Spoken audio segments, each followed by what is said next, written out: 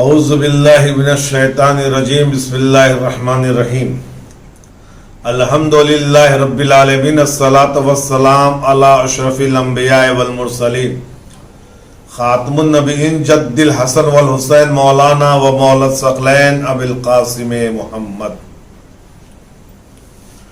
ناظرین السلام علیکم، میں آپ کی خدمت میں پھر حاضر ہوا ہوں داستان انبیاء کے ساتھ۔ آج جو گفتگو ہوگی وہ انشاءاللہ جناب اسماعیل و جناب اسحاق پر۔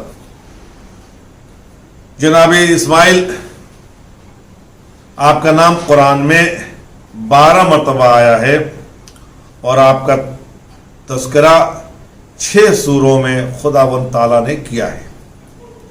سورہ بقرہ، سورہ انعام، سورہ مریم، سورہ انبیاء، سورہ صافات اور سورہ صاد میں۔ تاریخ ابراہیم کے درمیان ہم نے جناب اسماعیل اور اسحاق دونوں کی ولادت کا تذکرہ کیا تھا۔ آپ کی ولادت حضرت ابراہیم کی دعا کا ثمرہ ہے۔ آپ جب 2 سال کے ہوئے تو ابراہیم بحکم خدا آپ کو لے کے مکہ چلے گئے اور مکہ میں آپ کو چھوڑ کے پھر واپس آ گئے۔ آپ کی عمر جب 14 سال کی ہوئی تو حکم ہوا کہ خانہ کعبہ کا تعمیر کیا جائے اور آپ بھی اپنے والد بزرگ کے ساتھ تعمیر کعبہ میں شامل رہے۔ اور آپ کی عمر جب 16 سال کی ہوئی تو آپ بے حکم پروردگار حضرت ابراہیم آپ کو لے کر ذبح کرنے کے لیے چلے اور واقع ذبح نمودار ہوا اور خدا نے آپ کی جگہ پر دمبے کو بھیج دیا اور آپ کو بچا لیا اور آواز دی کہ اس کو فدیہ عظیم میں ہم نے بدل دیا۔ آپ قبیلے جرہم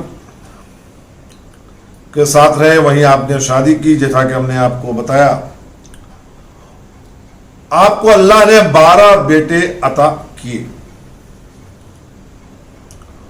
اور ان 12 بیٹوں سے اتنی نسلیں بڑھی کہ مکہ کم پڑ گیا تو آپ کو اطراف مکہ میں جا کے سکونت اختیار کرنی پڑی۔ آپ نے چونکہ بنے جرہم میں زندگی گزاری، اس لیے آپ کی زبان عربی قرار پائی اور آپ عربی زبان کے پہلے نبی ہیں جو کہ عربی زبان میں گفتگو کی۔ آپ کے 12 بیٹوں میں سب سے مشہور فرزند جناب قیدار تھے اور آپ کی نسل سب سے زیادہ ان سے ہی پھیلی اور قیدار ہی جو ہے وہ جد اعلیٰ ہے پیغمبر اسلام حضرت محمد مصطفیٰ صلی اللہ علیہ وآلہ وسلم کے۔ آپ کو حضرت ابراہیم نے مکے میں اپنا جانشین بنایا تھا اور خدا نے بعد ابراہیم آپ کو مبعوث بے رسالت کیا۔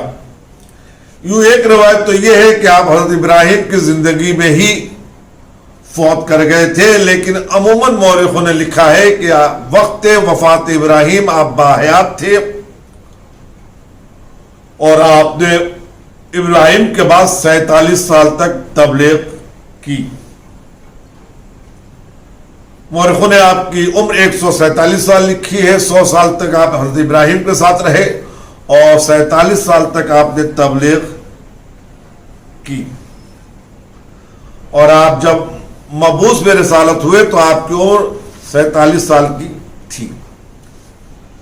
حضرت اسماعیل علیہ السلام کی کچھ خصوصیات ہیں، جیسے آپ پہلے وہ نبی ہیں جو عربی زبان بولتے تھے اور عربی زبان لکھتے تھے اور بولنا لوگوں کو سکھایا آپ نے۔ آپ وہ نبی ہیں جس نے سب سے پہلے گھوڑے کی سواری کی۔ آپ وہ نبی ہیں جنہوں نے تیر چلانا اور تیر بنانا کی صنعت جاری کی۔ آپ کعبے کی مرمت میں آپ نے کعبے کی مرمت کی ہے بعد حضرت ابراہیم، اور آپ نے گناہگاروں اور بد کرداروں کو کعبے کے قریب نہ آنے دیا، ان سے دور رکھا۔ آپ شکار کے ماہر سے، آپ کے پیر کے رگڑ سے آب زمزم جاری ہوا، اور آپ کعبے کی تعمیر میں حضرت ابراہیم کے ساتھ رہے۔ حج و قربانی کی خاص رسم کی ابتدا آپ نے ہی کی۔ آپ کے معجزے میں ایک معجزہ یہ ہے کہ آپ جب کسی جانور کے پستان میں ہاتھ لگا دیتے تھے تو ان سوکھے ہوئے پستانوں سے شیر برآمد ہوا کرتا تھا۔ روایت کہتی ہے کہ جب آپ کے وقت وفات قریب آیا تو آپ نے اپنے فرزند قیدار کو بلایا اور ان کو اپنا جانشین مقرر کیا، اور ان کو جانشین مقرر کرنے کے بعد کچھ دنوں کے بعد آپ اس دنیا سے چل بسے۔ حضرت قیدار نے آپ کو غسل و کفن دیا اور کعبے کے قریب ہی آپ کو دفن کر دیا، جسے آج ہجر اسماعیل کے نام سے بھی جانا جایا کرتے ہیں۔ عزیزان گرامی، جناب اسماعیل کی پورے واقعات تو داستان ابراہیم میں بیان ہو چکے تھے، اس لیے ہم نے مختصراً جناب اسماعیل کے واقعات کو آپ کے سامنے پیش کیا۔ کیسے ذبح ہوئے، کیسے چلے، کب ولادت ہوئی، یہ ساری باتیں ہم نے واقعات حضرت ابراہیم میں آپ کے سامنے پیش کیا تھا۔ جناب ابراہیم کے ایک مدت گزر جانے کے بعد جو فرزند ہوئے جن کا نام اسحاق تھا، ان کا نام قرآن مجید میں 17 مرتبہ آیا ہے، یعنی جناب اسحاق کا نام قرآن مجید میں 17 مرتبہ آیا ہے، اور آپ کا ذکر قرآن میں 8 سوروں میں ہوا ہے۔ سورہ بقرہ، سورہ انعام، سورہ یوسف، سورہ ہجر، سورہ انبیاء، سورہ صافات، سورہ صاد اور سورہ زاریات۔